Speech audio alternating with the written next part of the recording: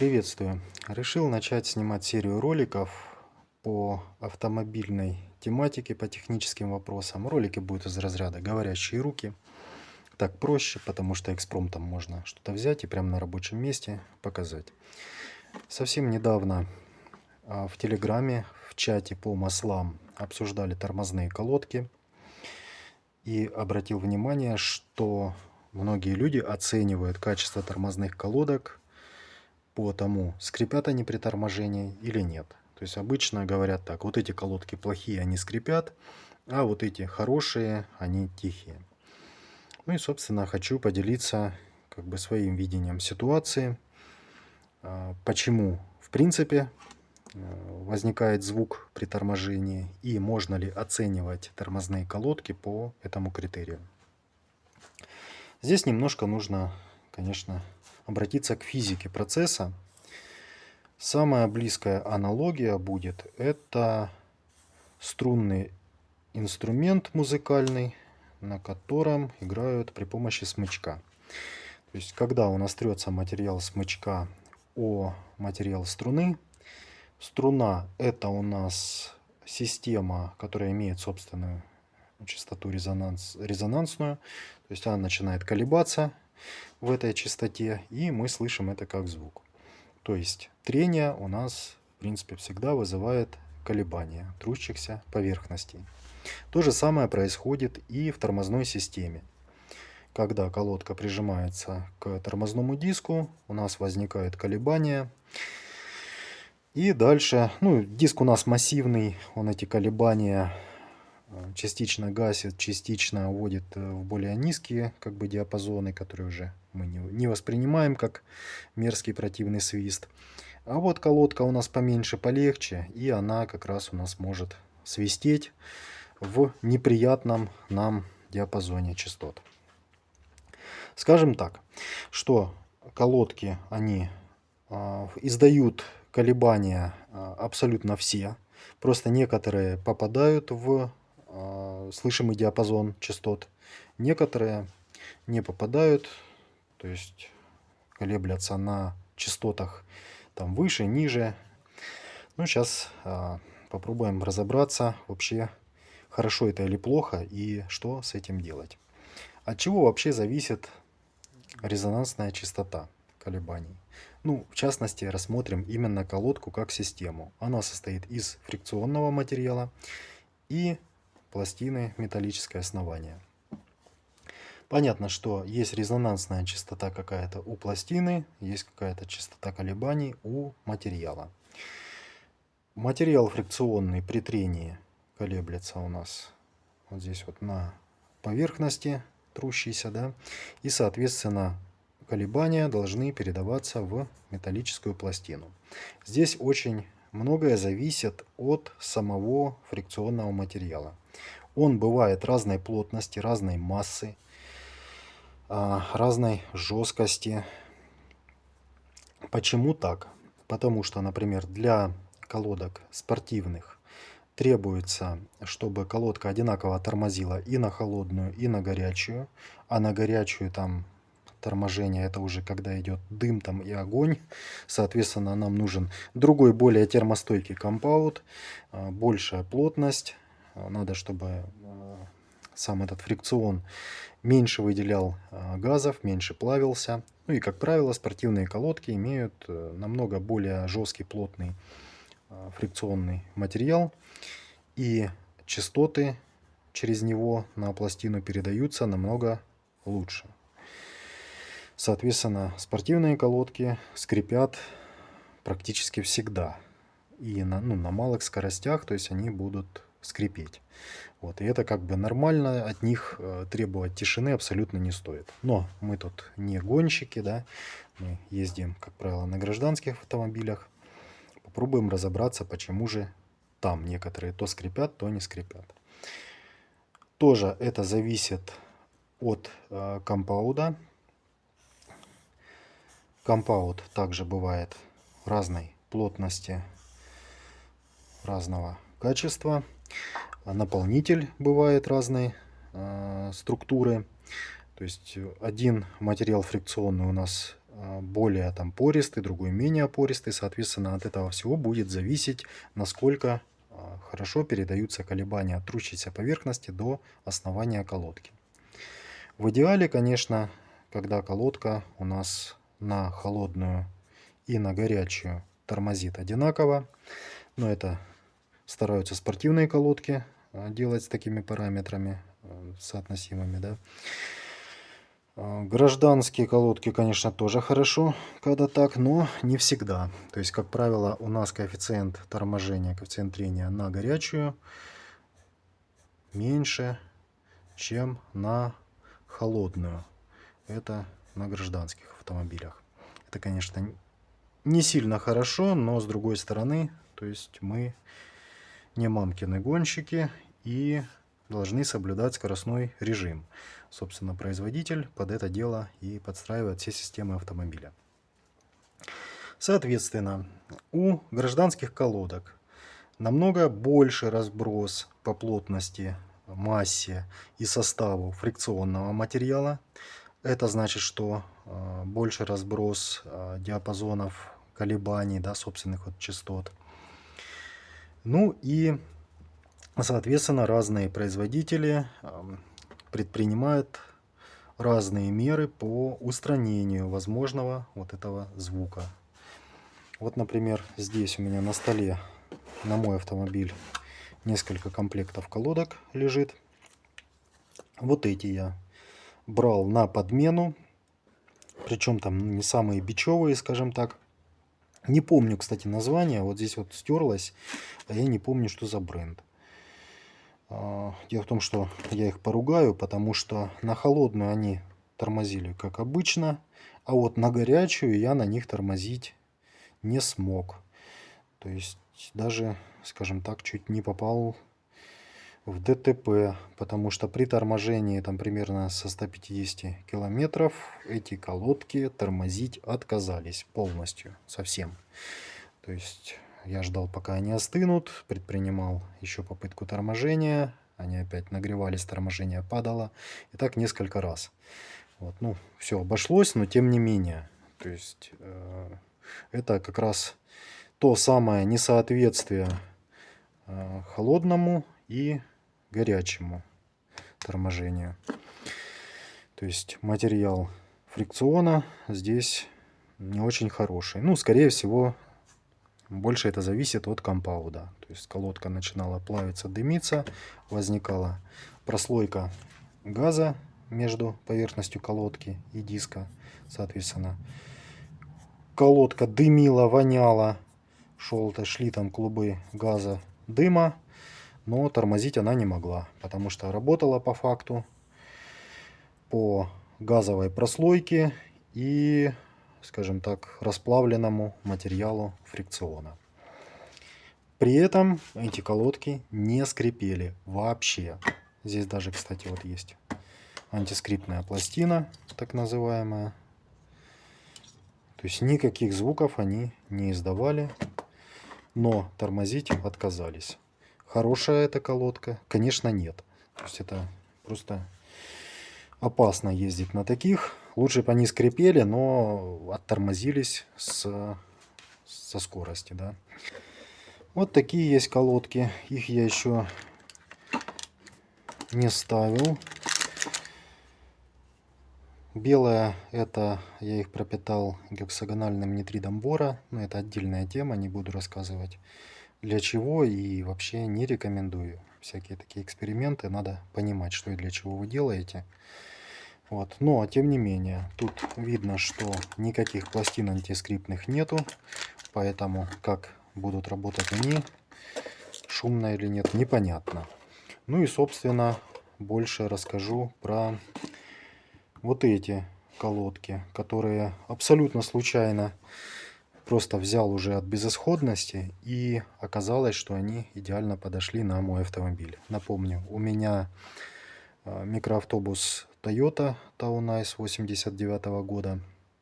То есть, ну, масса автомобиля достаточно большая, вместе там со мной и с карбом около 1700 килограмм. Ну и когда это все дело разгоняется до какой-то приличной скорости, то оттормозиться достаточно проблемно. Вот, тем более, как мы видим, поверхность колодок небольшая. Тут очень важно, чтобы именно торможение вот горячее было достаточно хорошим. Раньше я пробовал колодки ТРВ, мне зашли очень хорошо, но потом они стали стоить неподъемно. Покупал колодки NIBK, 2 комплекта отъездил, 3 взял, а они с другого завода. И тоже вот практически как на вот этих, за которые я ругался, да, что не затормозили мне со скорости. Вот NIBK мне 2 раза попались хорошие, тормозили отлично. Вот абсолютно то же самое по факту было, что ТРВ колодки. И потом 3 комплект я беру, они и внешне немножко отличались. И не оттормозились мне точно так же с большой скорости. То есть газили, воняли, но не тормозили. Я звонил в представительство, думал, что подделка.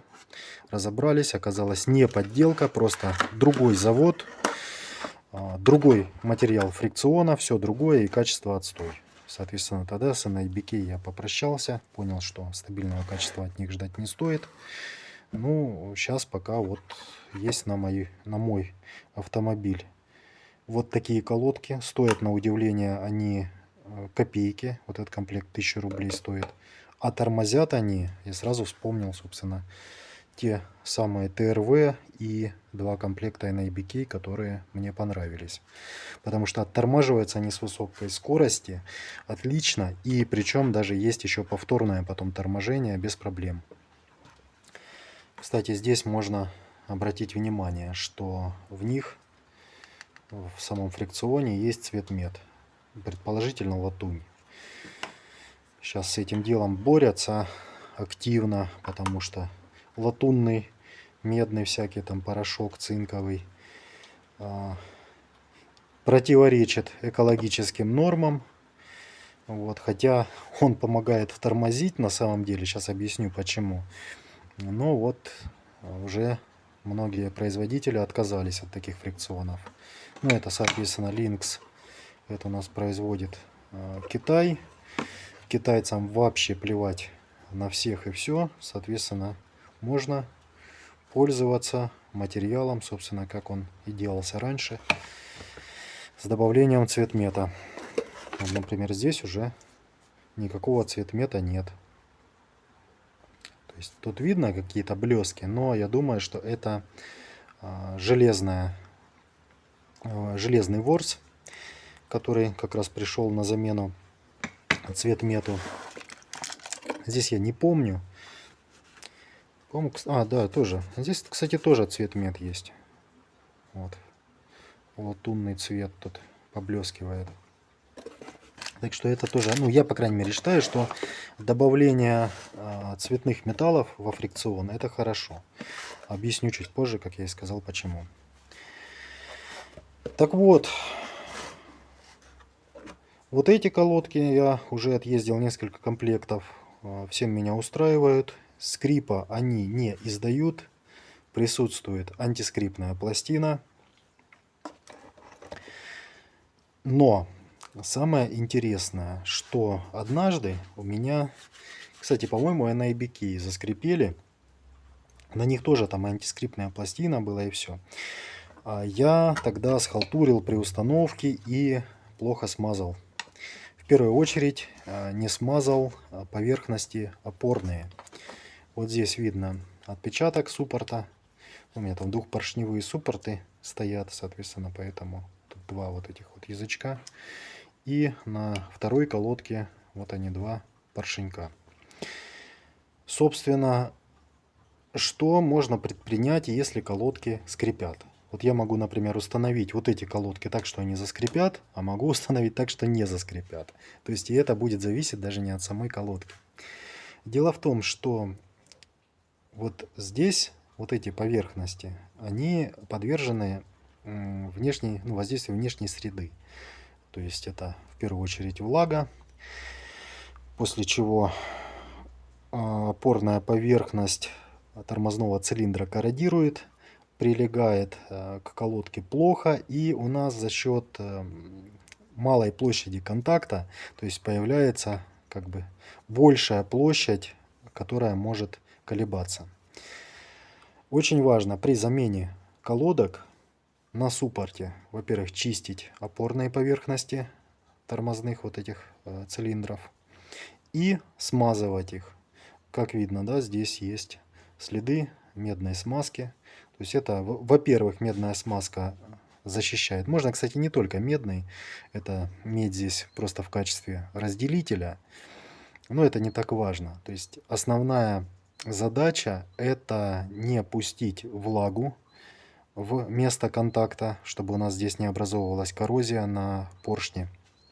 И он всей своей площадью нормально касался основания колодки. И вторая задача смазки это как бы демпфировать. То есть смазка, как правило, густая, соответственно, она за счет своей вот этой густоты, колебания также гасит. Аналогия, кстати, здесь тоже есть. Например, когда мы делаем шумоизоляцию автомобиля и клеим битумную виброизоляцию, мы вот как раз сдвигаем частоту резонанса металла кузова автомобиля на более низкий диапазон. Во-первых, становится тяжелее сам этот участок с наклеенной битумной виброизоляцией, соответственно, резонансная частота уже изменилась. И потом сам материал битум, он вязкий, он эти колебания за счет своей вязкости преобразует в тепло, то есть гасит. То же самое у нас делает и густая консистентная смазка. То есть она колебания частично гасит. Ну и, как я сказал, защищает от воздействия внешней среды. И точно так же важно класть смазку под ответную часть суппорта. То есть вот сюда вот. Потому что здесь происходят ровно все те же самые процессы. То есть, во-первых, ржавление, а ржавчина у нас, получается, имеет объем, ну, пористую структуру и объем немножко больше, чем у металла. Соответственно, если у нас поржавело, то колодка начинает немножко отодвигаться от металла суппорта, и площадь здесь соприкасающихся поверхностей становится меньше, то есть больше вероятность для возникновения резонанса и колебаний в звуковом диапазоне. Соответственно, когда все будет зачищено на суппорте и смазано хорошей консистентной смазкой, то колебания здесь практически возникать не будут. Собственно, антискрипtные пластины, так называемые, они как раз и занимаются тем, что за счет покрытия прижимаются, так скажем так, вплавляются, не знаю, как сказать,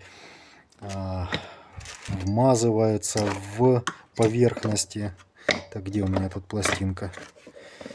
Вот, к сожалению, нет пластины антискрипtной отсюда. Потерял я ее, только обратная часть. Но здесь тоже можно увидеть, что есть определенное покрытие. И оно такое напоминает немножко как резину. То есть не просто краска, а именно такое покрытие.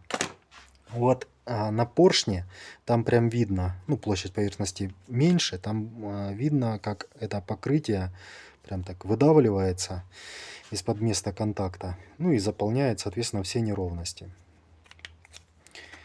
Вот здесь на этих колодках видно, что здесь даже прям наклеена какая-то лента. Она точно так же при давлении, получается, ее вдавит во все микронеровности металла, и это обеспечит максимальную площадь соприкосновения и демпфирования колебаний.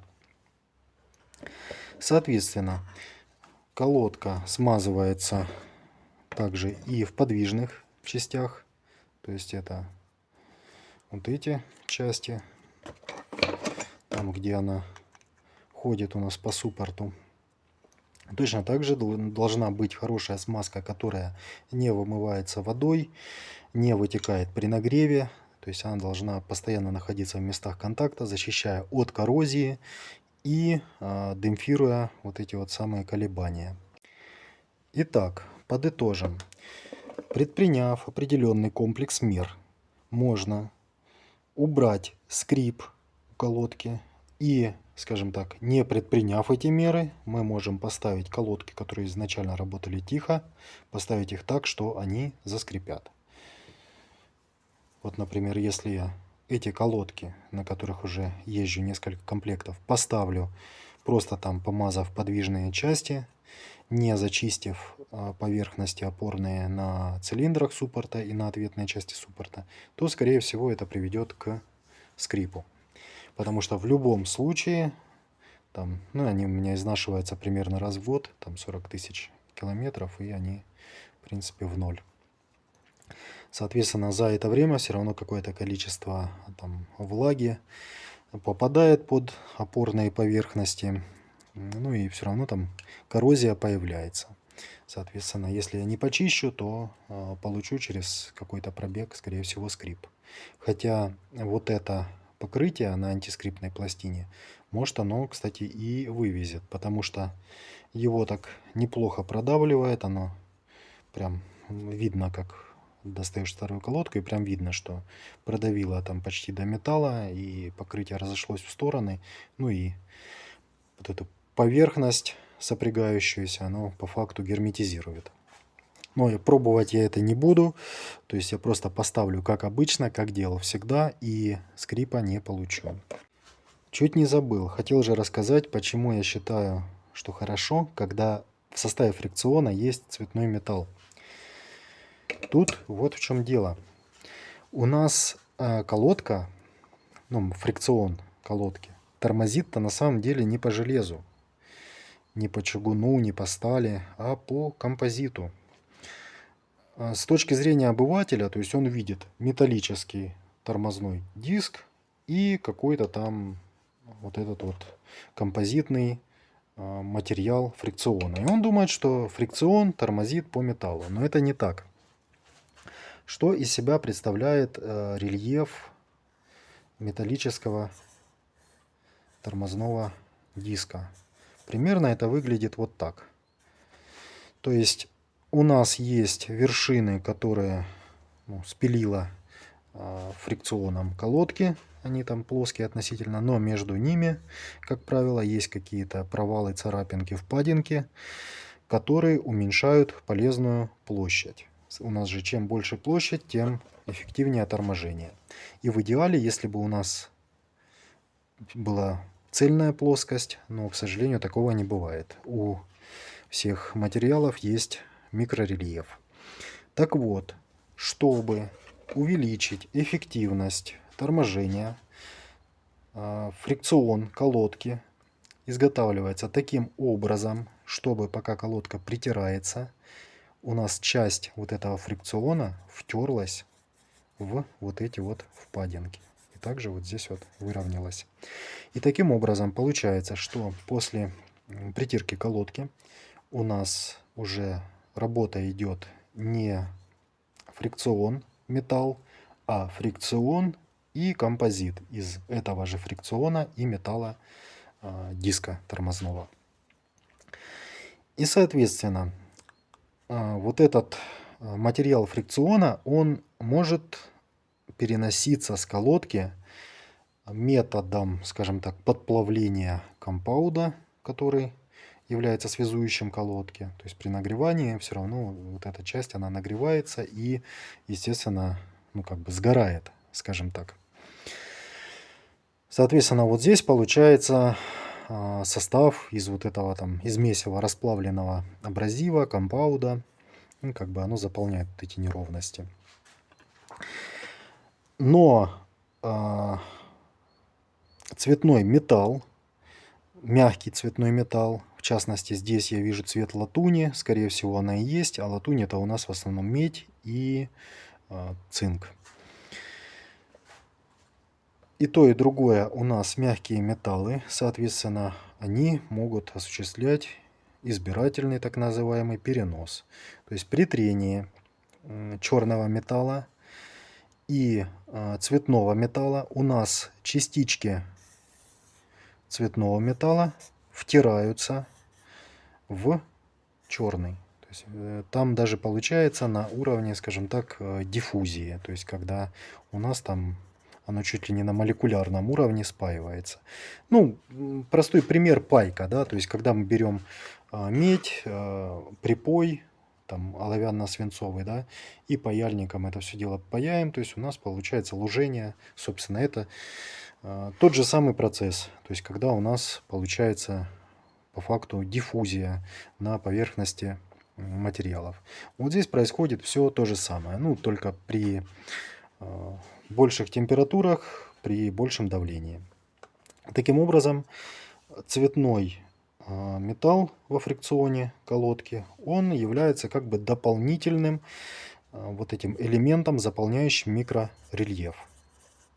И к тому же он является, так скажем, нерасходуемым условно элементом, потому что когда у нас заполняется неровности просто абразивом с вот этим подплавленным компаудом, то это все равно как бы, ну, высыпается, потом заново втирается, то есть колодка постоянно пополняет, скажем так, вот эти запасы.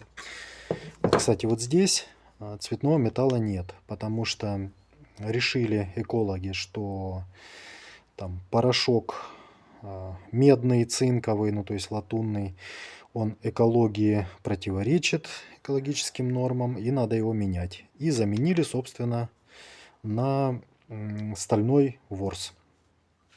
Поэтому вот эта колодка, здесь видно, что блески какие-то есть, ворсинки какие-то есть металлические, но они белые, потому что это уже сталь. Сталь не может сплавляться, скажем так, втираться, впадать в диффузию с черным металлом. То есть она просто превращается в пыль. И дальше все зависит только от компауда фрикциона, насколько хорошо оно вотрется и прилипнет. А вот цветной металл, он работает без всякого компауда сам по себе. Соответственно, это дает как бы дополнительный материал, который выравнивает поверхность диска и увеличивает его полезную площадь. К тому же, если вот этот материал надо, основной компаунд с абразивом надо пополнять, то цветной металл, он не будет как бы высыпаться, а будет просто переходить с одной поверхности на другую. То есть постоянно будет как бы находиться в движении. Ну, грубо говоря, он условно нерасходуемый. Он, понятное дело, что его либо спилит абразивом, тогда он расходуется и переносится с колодки заново, либо же его съест внешней средой, там, водой, кислородом и так далее. То есть тогда опять же он окисляется, высыпается, но потом заново переносится с колодки. То есть цветной металл, он, скажем так, более долгоиграющий, чем вот это заполнение пылью с колодки с подплавленным компаудом. Поэтому цветной металл в составе фрикциона это как бы дополнительный плюс к колодке, к сожалению, запрещенный в данный момент экологами. Так что я, например, считаю, что качественная колодка должна содержать в себе частицы цветного металла во фрикционе.